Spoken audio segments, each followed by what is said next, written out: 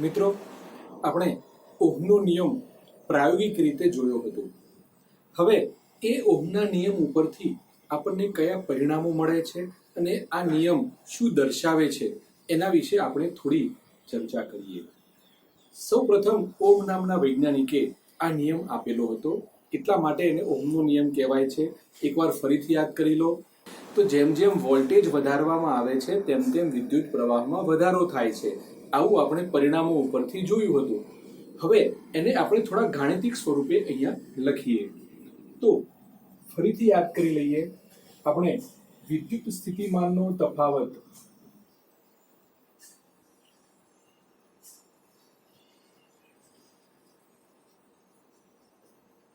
જેને ટૂંકમાં વોલ્ટેજ કહીએ છીએ તેના માટેની સંજ્ઞા આપણે V વાપરેલી છે, જેને આપણે હવેથી વોલ્ટેજ તરીકે ઓળખીશું.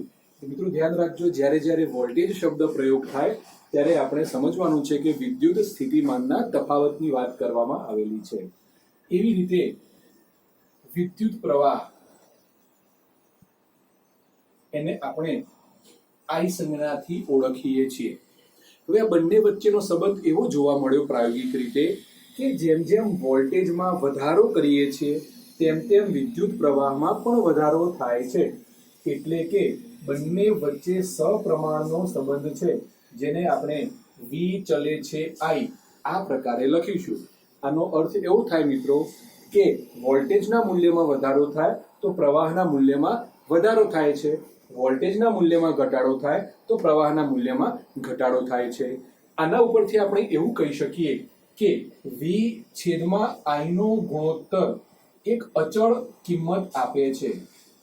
V છેદમાં I નો ગુણોત્તર અચળ કિંમત આપે છે અને આ અચળ કિંમતને આપણે એક ચોક્કસ સંજ્ઞાથી ઓળખીએ છીએ અને તે સંજ્ઞા છે R.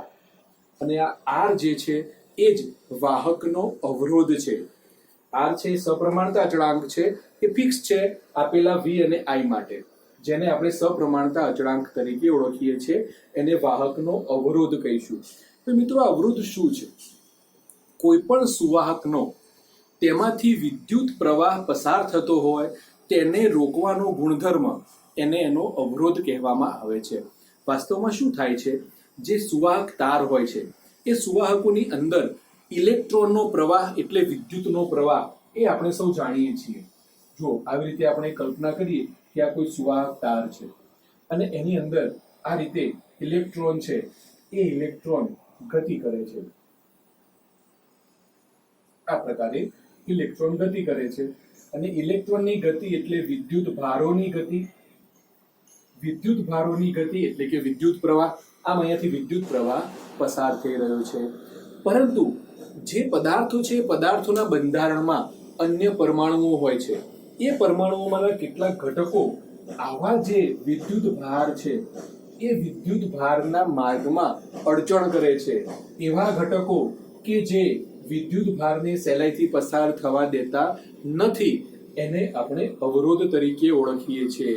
જેવી રીતે આપણે એક રસ્તા ઉપર જઈ રહ્યા હોય અને રસ્તા ઉપર આપણી ગતિને ધીમી પાડવા માટે સ્પીડ બ્રેકર એટલે કે બમ્પ મૂકેલા હોય છે, એવી જ રીતે અહીંયા આ એક પ્રકારના સ્પીડ બ્રેકર છે જે વાહકની ગતિને ઘટાડે છે, વાહકની અંદર રહેલા ઇલેક્ટ્રોનની ગતિને ઘટાડે છે, જેના કારણે ઉર્જાનો વ્યય થાય છે. તો આને અવરોધ તરીકે ઓળખવામાં આવે છે. હવે આ અવરોધ આપણે આ પ્રકારે સમજ્યા, R બરાબર V ભાગ્યા I. તો અવરોધનું મૂલ્ય કેવી રીતે નક્કી થાય, અવરોધને આપણે દર્શાવવું છે તો કેવી રીતે દર્શાવીશું, એ તમામની આપણે વાત કરીએ. જો અવરોધનો સંકેત તો R છે, ઇંગ્લિશમાં એના માટે રેઝિસ્ટન્સ શબ્દ છે, એટલા માટે એનો સંકેત આપણે રાખ્યો છે R. રેઝિસ્ટન્સ એટલે કે અવરોધ કરવો. હવે એની સંજ્ઞા R છે. અવરોધને માપવો કયા એકમમાં, તો એનો એકમ છે ઓહમ અને એકમનો સિમ્બોલ છે આ પ્રકારનો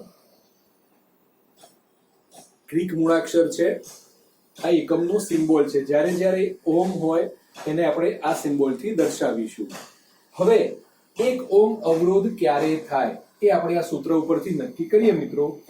જ્યારે વાહકના બે છેડા આગળ 1 વોલ્ટેજનો વિદ્યુત સ્થિતિમાનનો તફાવત હોય અને એનાથી 1 એમ્પિયર જેટલો પ્રવાહ વહેતો હોય ત્યારે એ વાહકનો અવરોધ 1 ઓહ્મ છે એવું આપણે કહી શકીએ. કારણ કે એકમ મૂલ્ય થવા માટે બંને એકમ કિંમતો ધરાવતા હોવા જોઈએ. આમ 1 વોલ્ટેજ ની મદદથી 1 એમ્પિયર પ્રવાહ જો વાહકમાં વહેતો હોય તો એ વાહકનો અવરોધ 1 ઓહ્મ છે એમ આપણે કહીએ છીએ. હવે આ અવરોધ છે કઈ બાબતો પર આધાર રાખે છે આપણે એની વાત કરીએ મિત્રો.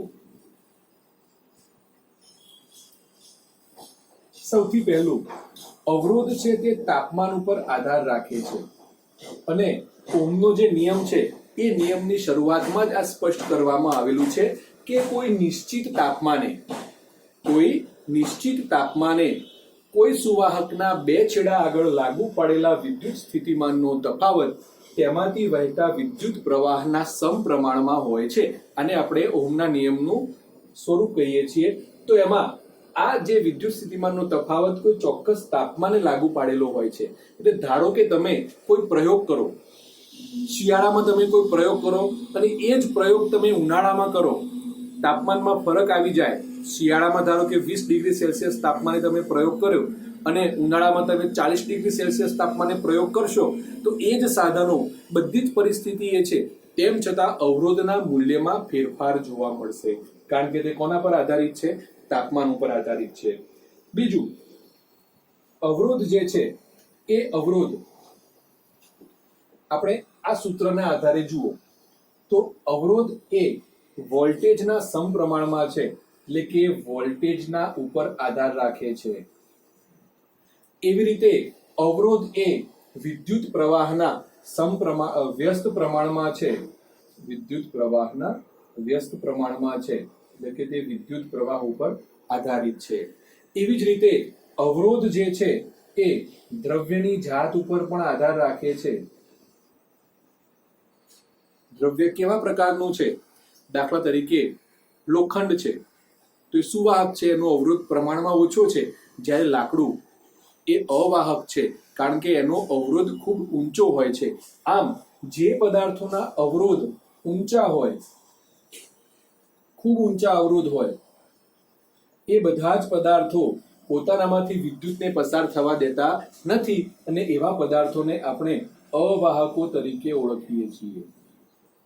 એ જ પ્રકારે અવરોધ પ્રમાણમાં થોડો હોય, અતિશય ઊંચો ન હોય તો એવા પદાર્થો એ વિદ્યુતના મંદવાહકો કહેવાય છે. મંદવાહકો કહેવાય છે. અને અવરોધ ખૂબ ઓછો હોય તેવા પદાર્થો વિદ્યુતના સુવાહકો કહેવાય છે.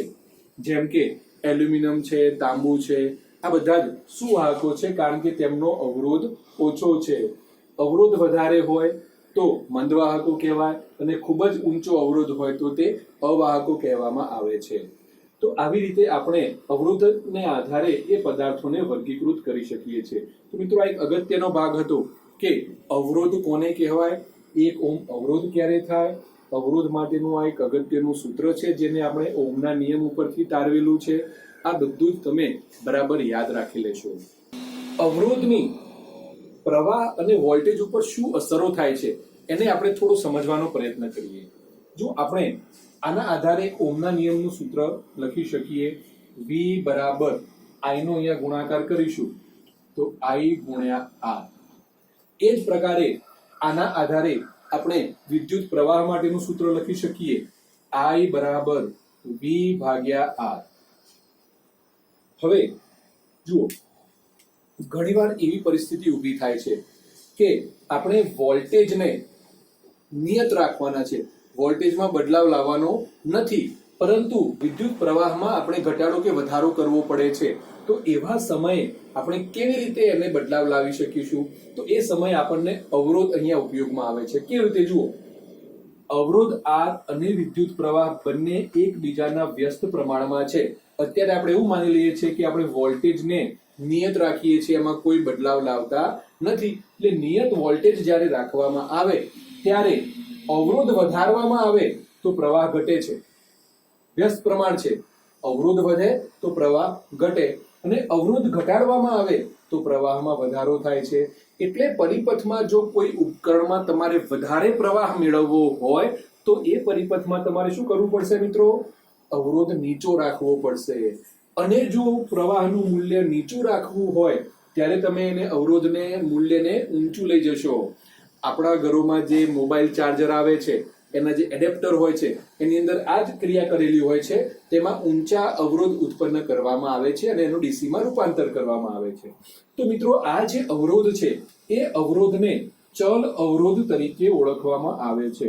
કેવો અવરોધ? ચલ અવરોધ.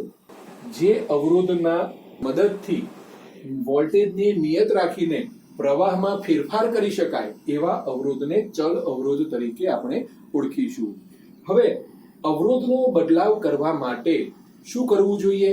તો એ માટેનું એક સાધન આવે છે જેને આપણે રિયોસ્ટેટ તરીકે ઓળખીએ છીએ. અવરોધના મૂલ્યમાં ફેરફાર કરવા માટેનું સાધન.